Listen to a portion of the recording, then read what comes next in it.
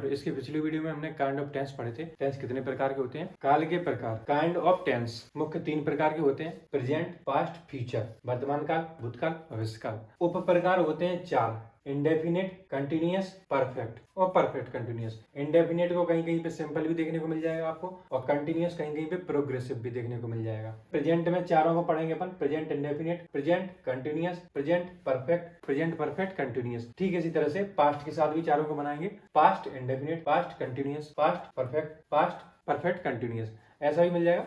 जैसे प्रेजेंट के साथ इसमें सिंपल प्रेजेंट टेंस या प्रेजेंट प्रोग्रेसिव टेंस, एक ही बात हुई। क्योंकि जैसे हमने बता दिया आपको कि कंटिन्यूअस को कहीं कहीं पे प्रोग्रेसिव भी लिख के पढ़ा देते हैं और इंडेफिनिट को कहीं कहीं पे सिंपल भी लिख के पढ़ा देते हैं, तो कंफ्यूज होने की जरूरत नहीं है, एक ही बात होती है। सबसे पहले मैं इनको हटा देता हूँ। ये बस मैंने आपको समझाने के उद्देश्य से लिखा था कि यहाँ ये भी कहीं कहीं पे लिखा आ जाता है, तो अपन को कंफ्यूज नहीं होना है। प्रोग्रेसिव और ये सिंपल। अब बिल्कुल सरल तरीके से समझेंगे। मुख्य प्रकार हो गए 3 और उप प्रकार हो गए हमारे 4, यानी चारों को हम तीनों के साथ बनाएंगे तो टोटल हो जाएंगे 12 प्रकार के। टोटल 12 प्रकार के अपने टेंस हो जाएंगे।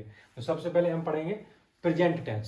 सबसे पहले प्रेजेंट पढ़ेंगे, उसमें प्रेजेंट इंडेफिनिट पढ़ेंगे, फिर उसके बाद प्रेजेंट कंटिन्यूअस पढ़ेंगे, प्रेजेंट परफेक्ट कंटिन्यूअस। इसी तरह से हम 10 से 12 वीडियो में, छोटे छोटे वीडियो में सारे टेंस कवर कर लेंगे। बिल्कुल सरल तरीके से आपको समझ में आएगा। इस वीडियो में हम ये समझने जा रहे हैं कि इन टेंसों में हम जो वाक्य बनाते हैं तो वो कौन कौन से वाक्य बनाते हैं। जैसे एफर्मेटिव सेंटेंस हो गया, नेगेटिव सेंटेंस हो गया, इंटरोगेटिव सेंटेंस हो गया, इंटरोगेटिव प्लस नेगेटिव सेंटेंस हो गया। तो वो इस वीडियो हम समझेंगे थोड़ा सा, फिर उसके बाद अपन कंटिन्यू करेंगे आगे का। हर टेंस को डिटेल से पढ़ेंगे। Kind of sentence in tense. Kind of sentence in tense, यानी कि वाक्यों को किन किन प्रकारों से पढ़ते हैं वो इस छोटी सी वीडियो में हम समझेंगे। बिल्कुल सरल तरीके से समझेंगे, सारे कंफ्यूजन दूर हो जाएंगे।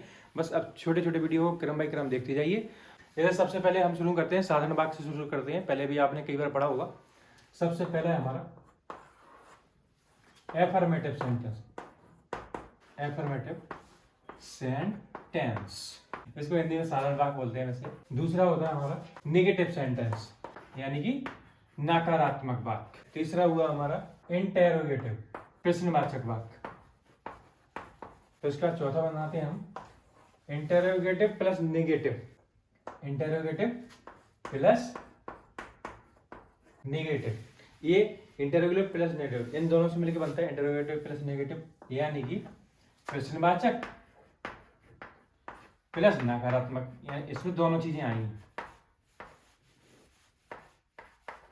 जैसे कि आपने खाना क्यों नहीं खाया, क्यों भी आएगा, प्रश्नवाचक शब्द भी होगा और नहीं भी होगा साथ में। अब थोड़ा सा हम इनको समझेंगे। टेंसों में हम सेंटेंस को कितने प्रकार से बनाते हैं ये हमने देख लिया। ये कोई निश्चित इनका वो नहीं है कि इतने प्रकार से बनाते हैं, इतने प्रकार के होते हैं, ऐसा कुछ नहीं है। ये मैंने आप लोगों को समझाने के लिए बताया कि एफर्मेटिव सेंटेंस हो गया, साधारण वाक्य होते हैं, इसमें ना तो नहीं आता है ना ही कुछ प्रश्नवाचक चिन्ह होता है। सिंपल सा सेंटेंस होता है, जैसे वह खाता है, वह जाता है, वह रह रहा है, वह आ रहा है, वह पढ़ रहा है, वह लिख रहा है। उसी तरह से नेगेटिव सेंटेंस जो होता है, नकारात्मक सेंटेंस, इसमें नहीं आता है, यानी नकारात्मक होता है। जैसे वह खाना नहीं खाता है, वह नहीं पढ़ रहा है, वह स्कूल नहीं जा रहा है, इस तरह से सेंटेंस रहेंगे। इंटरोगेटिव सेंटेंस होगा, ये प्रश्नवाचक वाक्य होते हैं। इनमें प्रश्न किया जाता है, सामने वाले से प्रश्न किया जाता है। जैसे आप क्या खा रहे हैं, आप स्कूल क्यों जा रहे हैं, आप कहाँ जा रहे हैं, आप कब जाते हैं, वो सारी चीजें। इसमें वाक्यों में प्रश्नवाचक चिन्ह लगा होता है सभी जगह। और एक होता है इंटरोगेटिव प्लस नेगेटिव, यानी प्रश्नवाचक और नकारात्मक। जैसे आप क्यों नहीं जा रहे हैं, आप क्यों नहीं खा रहे हैं, आप क्यों नहीं पढ़ रहे हैं, आप स्कूल क्यों नहीं आते हैं। इस तरह से हम सारे सेंटेंस पढ़ेंगे आगे टेंसों में। एक उदाहरण लेके मैं आपको सारे सेंटेंस के समझा देता हूँ कि किस तरह से सेंटेंस चेंज होता है नेगेटिव बनने पे या इंटरोगेटिव बनने पे या इंटरोगेटिव प्लस नेगेटिव होने पे कैसे चेंज होता है। जैसे मान के चलो मैंने एक उदाहरण दे दिया, आप पढ़ रहे हैं। मैंने एक उदाहरण ले लिया कि आप पढ़ रहे हैं, तो आप पढ़ रहे हैं, मान के लो ये मैंने उदाहरण लिया।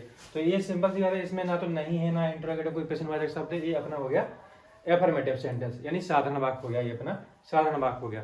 अब हमें इसमें नेगेटिव बनाना है, इसी सेंटेंस को हम नेगेटिव बना के देखते हैं एक बार। तो नेगेटिव में क्या है, जैसे मैंने कहा था कि नहीं आता है, नेगेटिव में सेंटेंस में नहीं आता है, तो हमें समझ में आता है कि ये सेंटेंस नेगेटिव है। इसमें नहीं लिख देंगे हम, मैंने यहाँ पे लिख दिया नहीं, आप नहीं पढ़ रहे हैं, तो ये नकारात्मक सेंटेंस हो गया। अब इसी को मुझे इंटरोगेटिव बनाना है, मान के चलो इंटरोगेटिव सेंटेंस। तो मैंने नहीं को हटा दिया, इसके पहले लगा दिया क्या, और यहाँ आ गया अपना प्रश्नवाचक चिन्ह। क्या आप पढ़ रहे हैं, तो ये प्रश्न हो गया, यानी इंटरोगेटिव हो गया।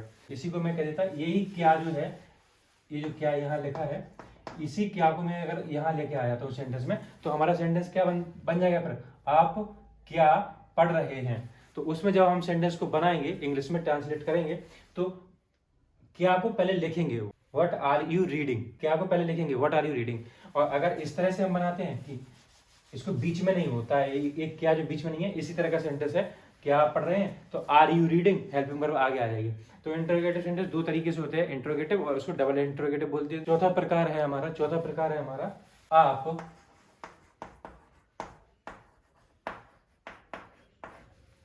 क्यों नहीं पढ़ रहे हैं, क्यों नहीं पढ़ रहे हैं। तो ये देखो, इसमें प्रश्नवाचक शब्द भी आ गया और साथ में नहीं भी आ गया, यानी इंटरोगेटिव भी है और साथ में नेगेटिव भी है। ये दोनों चीजें हो गई, इंटरोगेटिव प्लस नेगेटिव हो गया। इस तरह से सारे सेंटेंस आपको समझ में आ गए होंगे कि सेंटेंस कितने प्रकार के होते हैं और सेंटेंस को किस किस तरीके से बनाया जाता है, कब सेंटेंस साधारण वाक्य होता है, कब सेंटेंस नेगेटिव बन जाता है, कब इंटरोगेटिव बन जाता है और कब इंटरोगेटिव प्लस नेगेटिव हो जाता है। ये भी चीज आपको क्लियर हो गई हुई। इसके नेक्स्ट वीडियो में हम पढ़ेंगे कि प्रेजेंट इंडेफिनिट टेंस क्या होता है, उसके सारे नियम